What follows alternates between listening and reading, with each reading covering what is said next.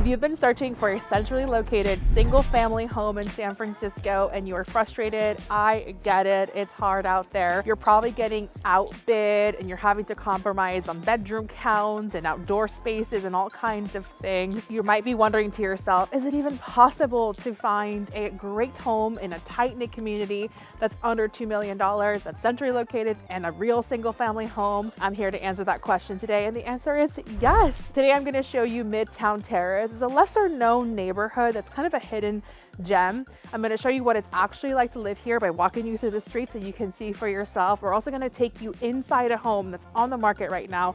Single family, 3 bedrooms, great backyard, some views, checks all the boxes. And I'm also going to walk you through Portola Drive so you can get a better sense of what it's actually like to live here and day-to-day conveniences.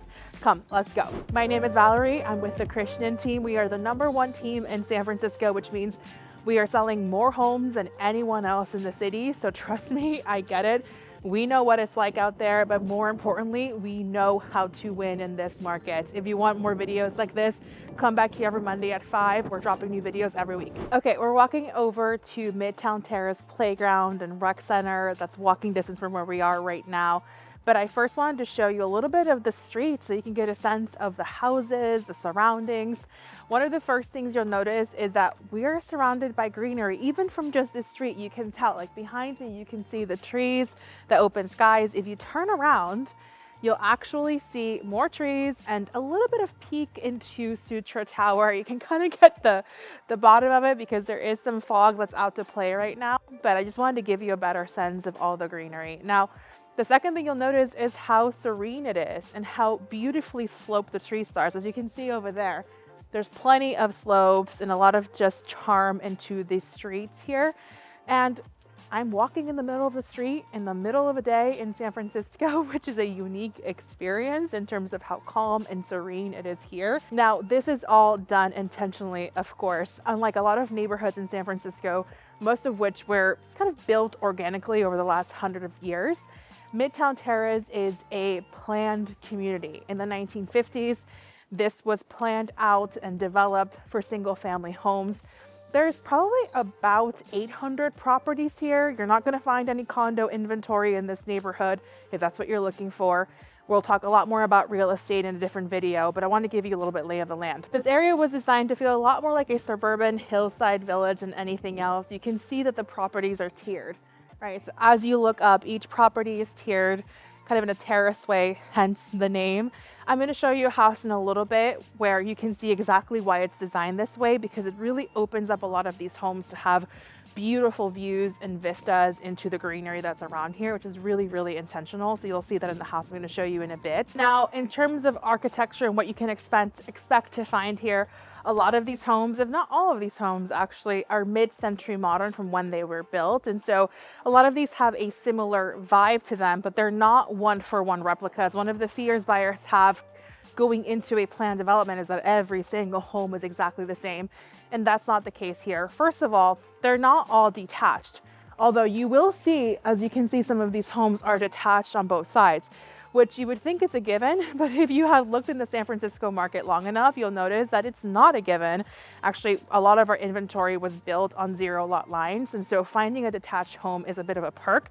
It is not a guarantee. Like the one next to me right here is a great example of a home that is detached on both sides, but you are not guaranteed to get, but there's plenty of that inventory here, which is fabulous. The other thing to note is that this inventory is now 70 years old. So over the years, people have renovated the properties, they've expanded lower garage levels. I'm actually going to show you what that could possibly look like in the property we're going to see here in a minute. And also, I've sold plenty of homes in this neighborhood that have been completely gutted, meaning from roof to foundation, the interior has been completely redone and is very modern while the facade still has a mid-century modern look. Don't worry about having variety. You can still definitely get plenty of variety in this neighborhood. Okay, now let's go talk about parks and greenery, which is one of the best parts of living in this neighborhood. Okay, we are at Midtown Terrace Playground, Park, Rec Center. This is sort of the main hub here for the community. And one of the things that I joke about other neighborhoods where there's like tourists and people walking through, this neighborhood is primarily for those that live here. There's not a huge corridor of shops here. So The people that you'll see in this park are people that live here. They really utilize it because it's one of their main community gathering areas, which I love. Now, this park offers a bunch of things. To give you a lay of the land, you have this area here, but you also have a reservoir up there that's right next to the park. It's like an earthed dam. I don't know much about reservoirs, but there is one. A little bit of fun fact about this location is that before it was a park in the 1800s, Adolf Sutro, the mayor and renowned engineer of that time, had his cattle here. He kept their cattle here for grazing. So kind of crazy to think about that. At some point, this was just a cattle grazing location. Not anymore. Now you have all this green space to play with, tons of room. You also have a basketball court in the back. So if you play basketball, you have that there. And if you have little kids, there's also a playground here that people use. Now, today's a little bit of a cold day right in the middle of the school day, so maybe it's not highly useful, but I guarantee you, if you live here, you're gonna take advantage of this location. For the rec center, we have some nice programs for after school hours for your kids to attend and some events as well.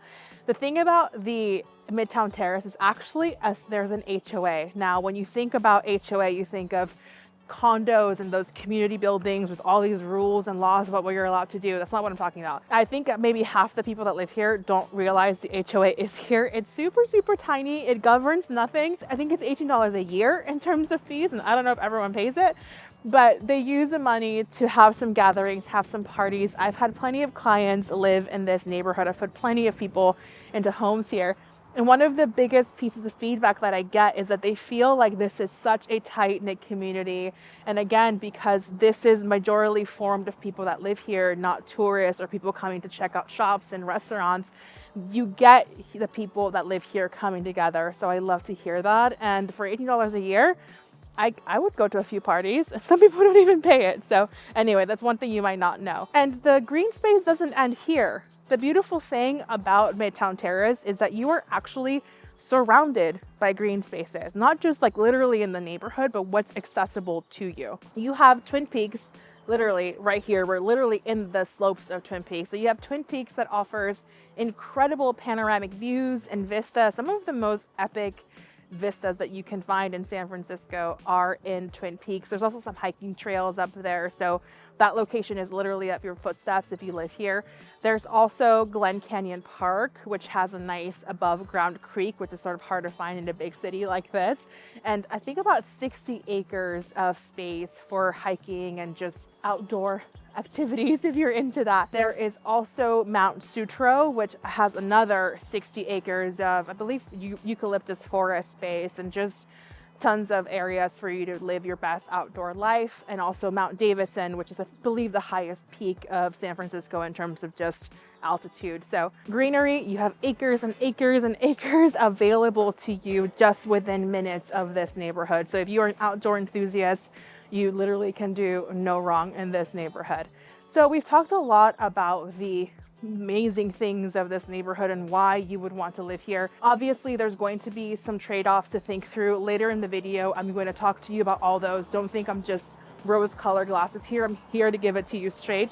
But first, let's talk about some real estate stats. Now, if you are actively searching and you are active in the market or writing offers, maybe losing some, I know it's tough out there. The market is highly competitive, and you mix that with low inventory, it creates an even more difficult situation to be in.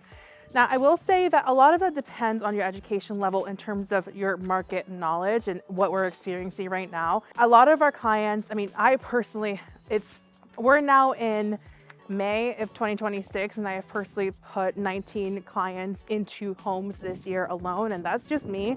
That's not counting the rest of my powerhouse teammates with the Christian team. So my point is that even though people are losing out there, a lot of people are winning. And in a market like this, it takes tremendous focus and strategy and at-bats from your representation to be able to win in this market. So I totally understand if you're not. And if you have questions on exactly how to do that, always reach out to us. We can always help you navigate this market per neighborhood. There's so much to learn that I cannot fit into this video, but I want to make it clear that while there is a lot of obstacles and challenges in this market, plenty of people are winning all day long, especially with our team. The thing to understand with the market that we're in is that we have experienced a hike from where we were last year in 2025. So really top tier neighborhoods, like think Inner Sunset, Inner Richmond, Pack Heights, Noe Valley, Marina, these neighborhoods. The reason I mentioned Inner Sunset, Inner Richmond is because they're adjacent to the park and accessible to like really top tier neighborhoods. In any case, those areas for single family homes have seen a rise of about 25% plus, sometimes 30, sometimes even higher from where those homes would have sold last year, which is a huge price hike. And it's something that does affect not just buyers in that price point, but it does trickle down to some extent. Now, the other thing to understand is while all of San Francisco has gone up to some degree, not all things are created equal. Not all neighborhoods are up 30%.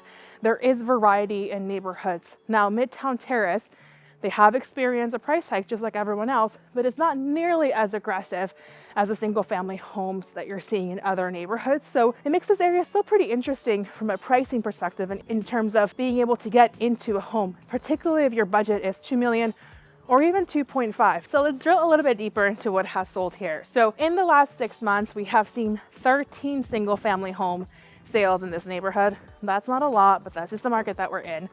Now, the average price for all those homes are about 2.03 million.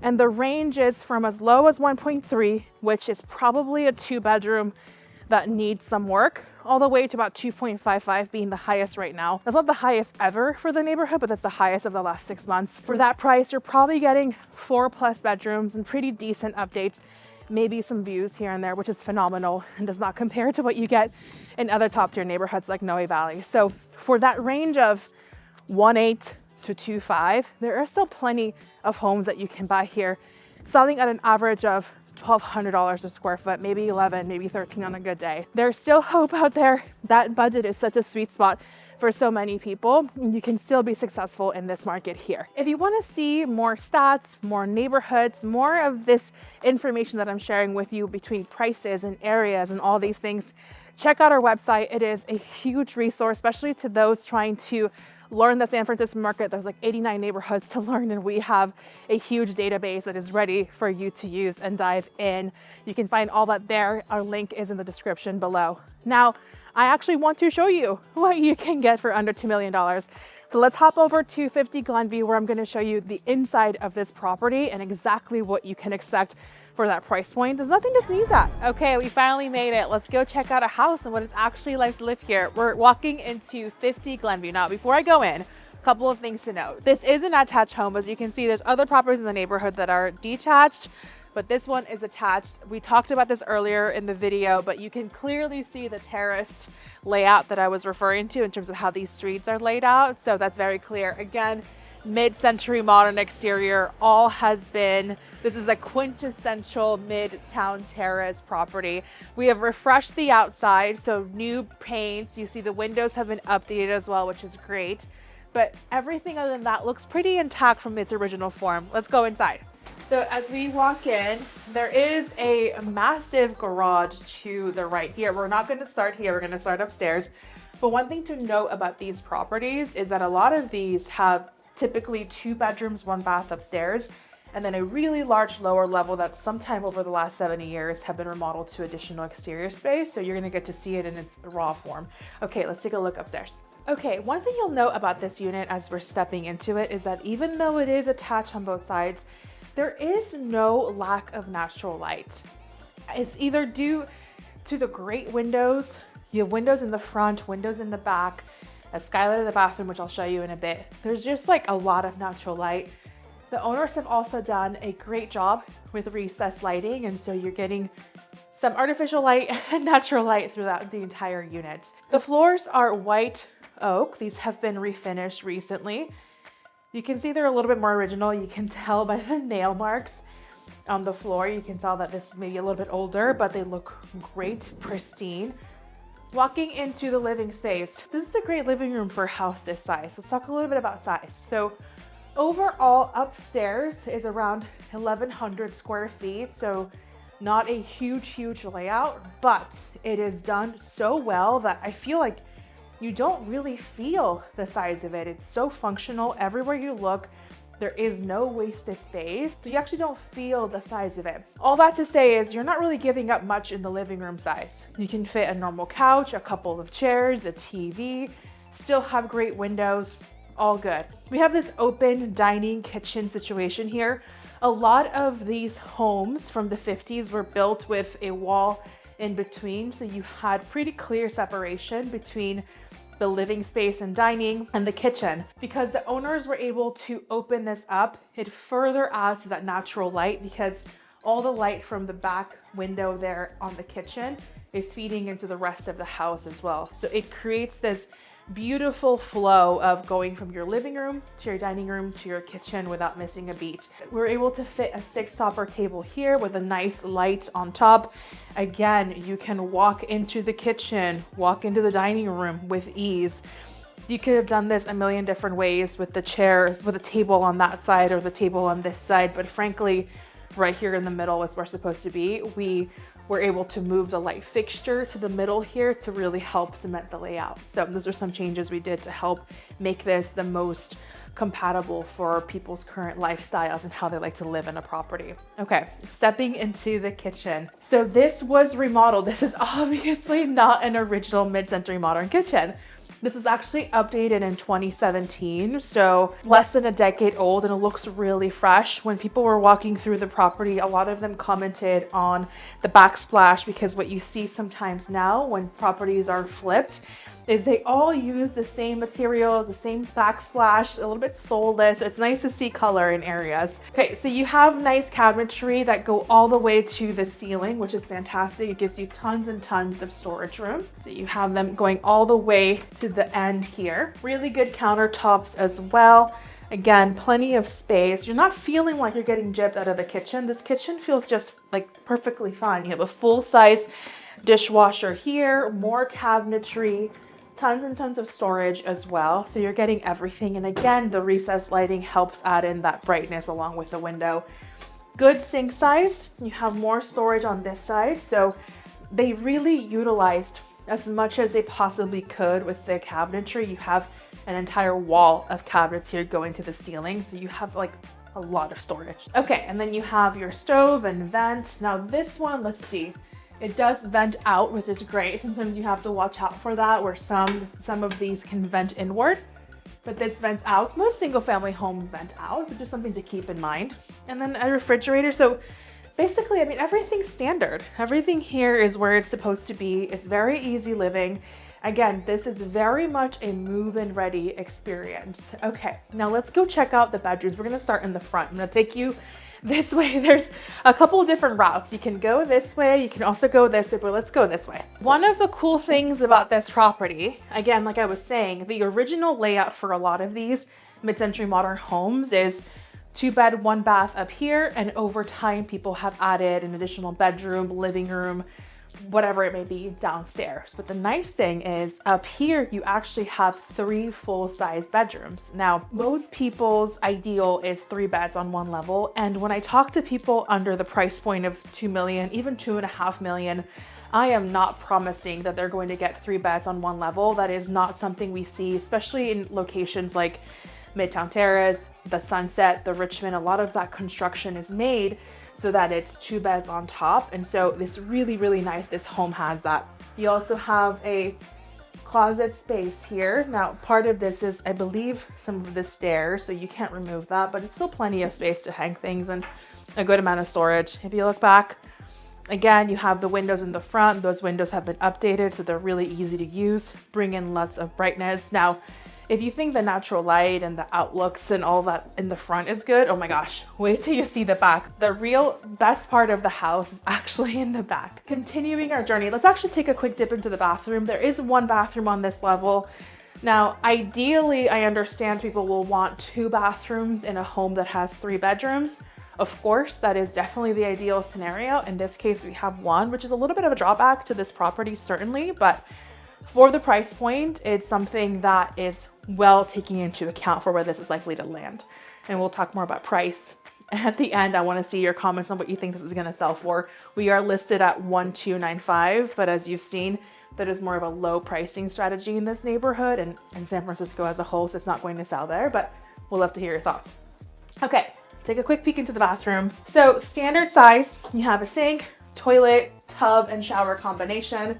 I will say I've had a lot of comments on this skylight. This bathroom is crazy bright, like so bright, because you have this massive skylight here, which expands the ceiling height significantly and adds in a ton of light. I mean, if I turn on this light, we're not really losing anything here. So I think one of the things that really makes this property unique is just the amount of brightness and natural light like in all the different pockets of the house. So let's keep going to tour more bedrooms. Before we go there, we have a little closet situation here. This is definitely an original pocket of the house. You can tell by the shelving and the wood construction of these doors. We've zhuzhed it up a little bit with new hardware, but this is certainly 1950s classic construction. But it's always good to have more closet space and more nooks in a house than not, which is great. Okay, to your middle bedroom. Here you have the middle bedroom, which is a great size. You can definitely fit a full bed, definitely fit a queen bed.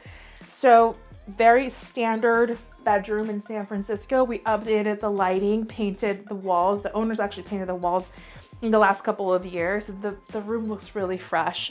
And then you have another window out here that looks partially into the backyard, partially into other areas. Again, good natural light. And then you have a full-size closet in here as well. Let's move on to what I think is the best part of the entire house, which is not only the primary bedroom, but what walks out of the primary bedroom, which is a wonderful deck. This is the primary bedroom. Obviously the biggest room in the house. We are looking at a king size bed plus 2 full size nightstands on this end. So definitely plenty of room to have a big sizable bed. I'm sure you're already peeping the deck situation back here. We're gonna walk out there soon. And then you have a closet here. I will say one of the drawbacks to this house is that the primary closet isn't massive. I know some people would like to sometimes have a full walk-in closet in their primary bedroom. Again, at this price point, I am not promising that to my clients. You don't start seeing that level of scale until other price points. So it's just one of those things that has to come up with the property. So this part, what we're about to walk into, is extremely unique to this property and not at all what you find in a lot of these Midtown Terrace properties. So you have a deck right outside your primary bedroom. So a lot of these houses, we won't peer too much into the neighbor's house out of respect to them, but what you will find out of a lot of these houses here is that you have to go through the garage to get to the backyard. It is very rare in this neighborhood, unless you have a large home with multiple decks, now like well into the mid-twos, that you have multiple decks coming out of your living space. So in this case, the nice thing is that you have this walkout deck right outside your bedroom and a staircase that leads into the backyard.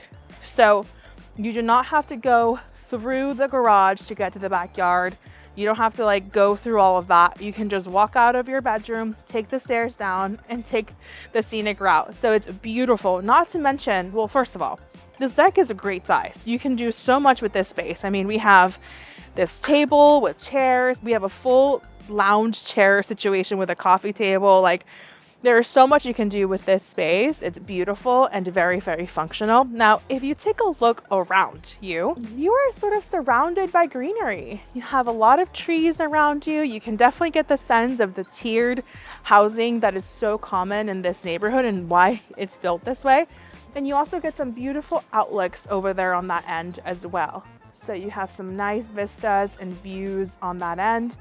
Not to mention your beautiful backyard is your own view as well. So the nice thing is when you are in your primary bedroom and enjoying your deck, you are not having a bunch of homes look down into you. One of the things that people really don't like sometimes about tiered homes is that you can feel like you're in a fishbowl. You feel like you're getting watched. You can't enjoy your backyard. The nice thing from here, if you step out in this direction, is if you are sitting in your room or hanging out here, sure, there's some houses, but your direct view, it's like there's really nobody looking at you. You're kind of looking at them and you're far away enough from other homes where you're not feeling like you're in a fishbowl situation. Let's use the stairs and walk out to the backyard.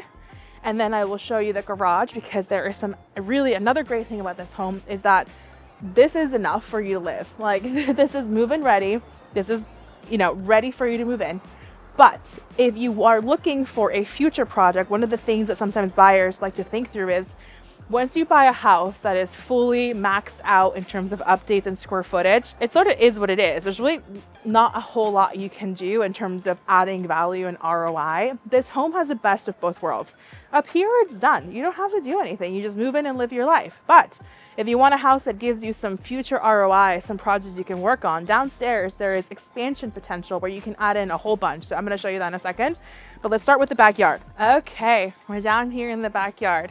Really great size. So we cleaned this up a little bit before coming to the market because it was a little bit of a dirt lot situation happening here. Actually, the owners are the ones that put together the tree house and the slide over here. That's adorable. We decided to keep it because it's such a cute thing, and it's a very cute tree house, so we kept it in. It looked great, but we did clean this up. One of the things I will say, if you are selling a house or have sold a house, a functional backyard will make a huge difference for not a lot of money.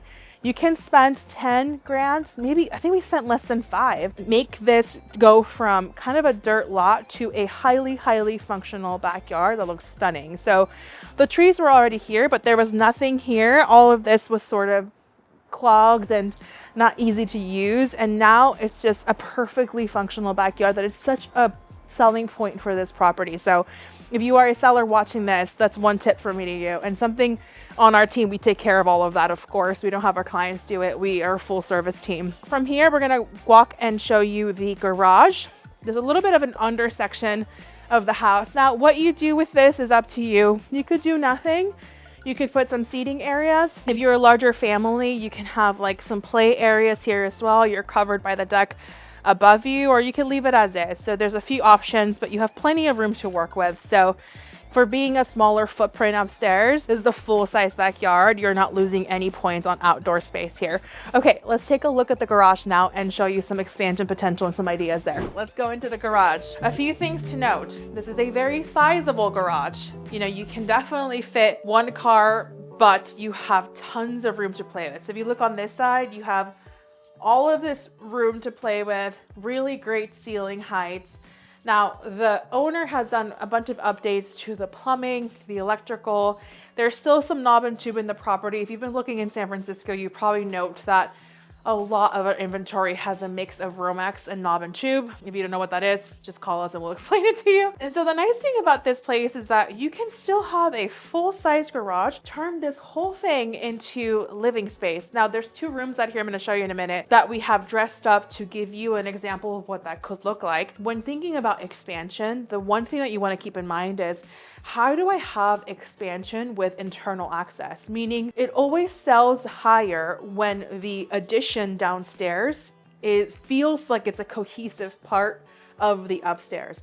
If you have to go through a garage to get to your lower level, there's still some value there, but it breaks up the magic a little bit and nobody really wants to go through their backyard. It also limits to who you're willing to put down here. Are you going to put your small child down here if you have one? If you have to go through a garage, maybe, maybe not. It kind of creates a little bit more friction. The nice thing about this property is this is you might not remember, but this is the door that we came in to the actual property from the beginning. If you create an enclosure here, so basically pan around here, if you close out this full section, like this entire wall here, of course you would do this with contractors and architectural planners, not me telling you, but this is a great option. You would close this whole thing out and create a hallway space, close this section out too so that you don't see much of the stairs. This creates a hallway right off of the entry that again feels like internal space and feels like a very cohesive floor plan from upstairs to downstairs. So really great that we have this option, and we are not eating into the garage parking space whatsoever. This gets to stay a really nice 1-car garage. So that's this section here. The second idea we have, and when we list our properties, when we have bright ideas, we always use the renderings to help buyers think through projects. Once you close that out, you can then enclose this full back area. Again, keep your huge parking spot here, but you need to reconfigure a little bit of the HVAC system and water heaters. That's very doable. And then if you close out this whole thing back here, now you have a hallway and the entire width of this property and length going back to play with. So let's take a look at the rooms. Like I was saying, When we first came to this property to help prep it for the sellers, these were just storage rooms, and they are just storage rooms, by the way. This is something that we just dressed up to we can show buyers the potential. Sometimes it's harder to understand good ceiling height unless you have something to contrast against it. You know, we have a table, we have a couch. You can definitely tell that this is a very solid ceiling height. I'm not a very tall person at 5'4.5". This is a great ceiling height. So we were able to dress this up to give you that idea of what you can do. Now the house goes even further back. So you have this back room here as well. That is another potential for expansion as you're utilizing all of this space. Now, if you're like, Valerie, I don't want to do anything, I just want to live my life in my house, then great.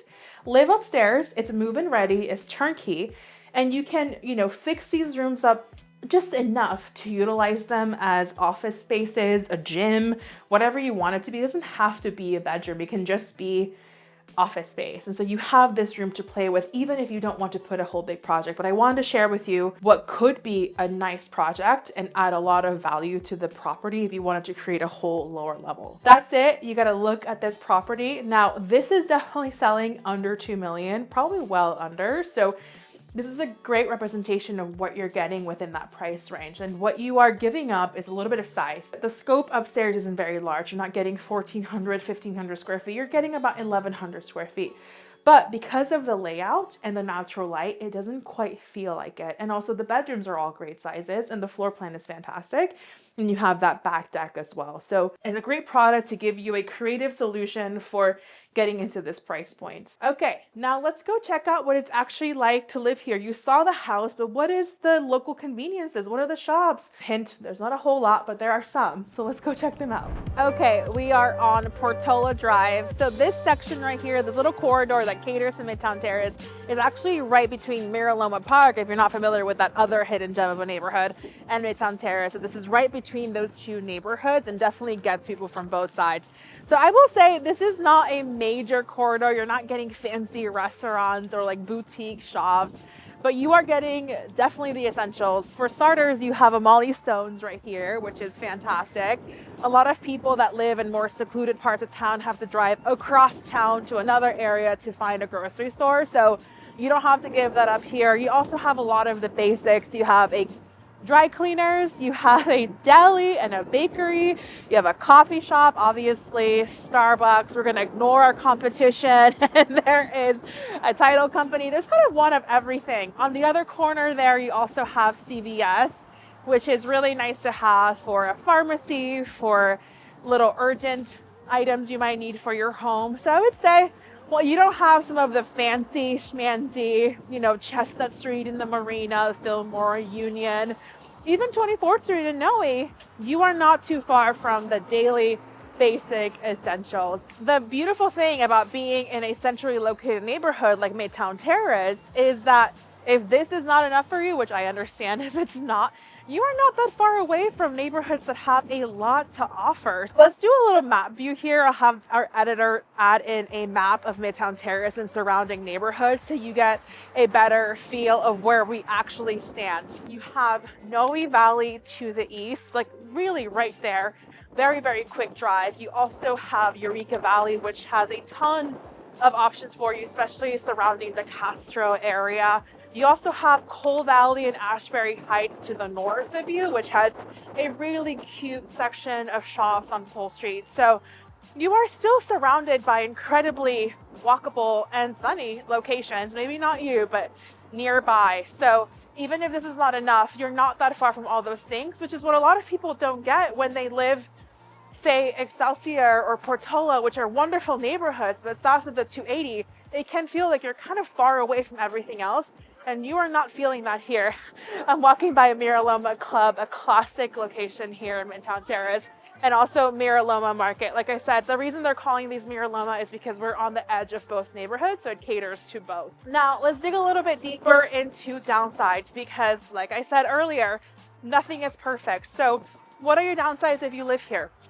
For starters, if it's not obvious already, there's lack of access to a lot of those shops and neighborhoody locations. Again, if you prioritize neighborhoods like the Marina, like Pack Heights, like Noe Valley even, you sometimes want a certain look and feel to your neighborhood in terms of walking to a local coffee shop or an artisan bakery and all of that. You're definitely not getting that here. So if that's a high priority for you, you may not be satisfied. Number two would be not walkability to shops, but actual walkability on the streets. As you saw earlier, I didn't videotape me huffing and puffing through some of the hills to save you and spare you the audio on that. But there are some hilly parts. Obviously, you're on the slopes of Twin Peaks, and so there's plenty of hilly locations in there. So if you live in Midtown Terrace, you have a car. That is not a location where you're buying a house and expecting to walk everywhere, because that's just not the kind of neighborhood that is. So if part of your San Francisco experience and a huge priority of yours is to be able to walk to locations and walk to everything, you might be disappointed by Midtown Terrace, unfortunately. And last but not least is weather. Midtown Terrace has its own microclimate. We have a lot of those in San Francisco, and I would say we're at least about 10 to 15 degrees cooler than other parts, like, you know, Intermission and Noe Valley. Those are neighborhoods that have 10 out of 10 weather, great sun all year round, basically, in San Francisco. And we don't really have that in Midtown Terrace. You're going to get some fog rolling in. You're going to get some fog in the summer months. It's just part of the experience here. And if weather is not in your top priority, if you prioritize a single family home and have a tighter budget, you can definitely be successful in that neighborhood. But as long as weather isn't your end all be all. Now, as far as commute goes, you can have a mid-range. You can get to downtown San Francisco from here in about 30, maybe 45 minutes with public transportation. You do have some Muni Line access. And also, if you work in the South Bay, you are really close to the freeway. The access to the 101 and the 280 is right there. So you can get to that part of the Bay really, really fast. So you do have good options there. You're not so far like, you know, the outer Richmond, where it's a pretty far cry to get to the edge of downtown or South Bay. So that's a nice convenience there as well. Okay, if you want to see 2 other neighborhoods, check out this next video. And if you are a buyer or a seller looking to explore buying or selling in San Francisco, be sure to reach out to us. All our info below. We would love to help.